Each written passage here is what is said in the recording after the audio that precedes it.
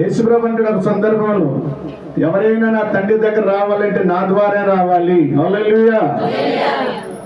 ఎవరైనా మన పరలోక రాజ్యాన్ని చేరాలంటే యేసుక్రీస్తు తన ప్రియకుమారుడైన యేసు ద్వారా వెళ్ళాల్సింది. యేసు ద్వారా వెళ్ళాలంటే యేసే క్రీస్తు ద్వారా నీకు క్షమాపణ దొరికినది.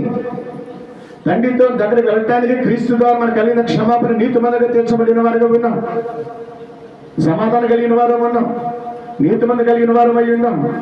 అలాంటప్పుడు మనం ఏం కలిగి ఉండాలంటే క్రీస్తుని బట్టి నువ్వు ప్రేమించాలి. సహోదరులారా, మీరు ఐక్యత కలిగి ఉండుట ఏమన్నా ఎంతో ఎంతో మేలు. ప్రజల్లో హల్లెలూయా.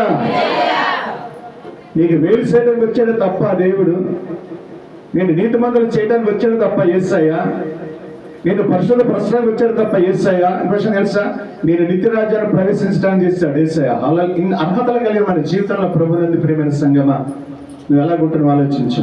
చదవమ్మా. యేసుక్రీస్తు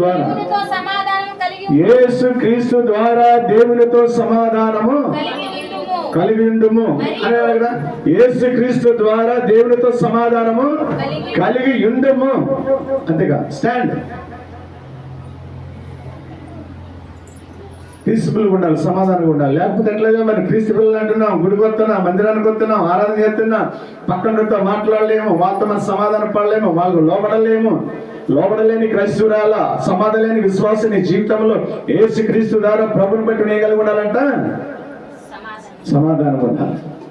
సమాధానం ఉన్న చోట ఆశీర్వాదం ఉండబడును గాక. సమాధానం ఉంటే అక్కడ కక్షలు ఉండవు.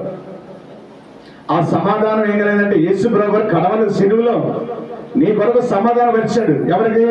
తండ్రిని వేడుకున్న వాడుకున్నాడు యేసుక్రీస్తు ప్రభు. నా ప్రభువా, నా తండ్రి, నాయన, ఈ ప్రజలు చేసిన ఈ అవధీతను బట్టి చూస్తే చాలా ఘోరమైనవి, చాలా భరించలేనివి.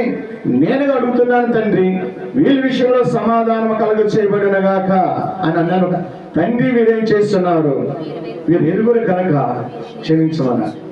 నీకు ఎవరైనా శత్రువు ఉంటే, నీకు ఎవరైనా పగవారు ఉంటే, నీకు ఎవరైనా యాంటీగా ఉంటే, వ్యతిరేకంగా ఉంటే, నీకు తెలుసు నేను వారితో సమాధానం లేను, వీళ్ళతో సమాధానం లేను, వాళ్ళతో మాట్లాడి నేను అన్న తెలిసిన విషయంలో నువ్వు మందిరానికి వచ్చినప్పుడు ఎందుకు సమాధానం పడవు?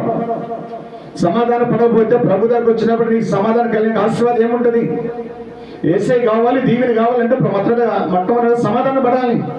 అది యేసు ప్రభు చెప్తున్నా. ఈ 40 దినాల్లో ప్రభునందు ప్రియమైన సంగమా, అలాంటి సమాధానం లేకపోతే ప్రభునందు ప్రియమైన సంఘం ప్రభు రాజులు మనం ప్రవేశించలే. అందుకోసం యేసు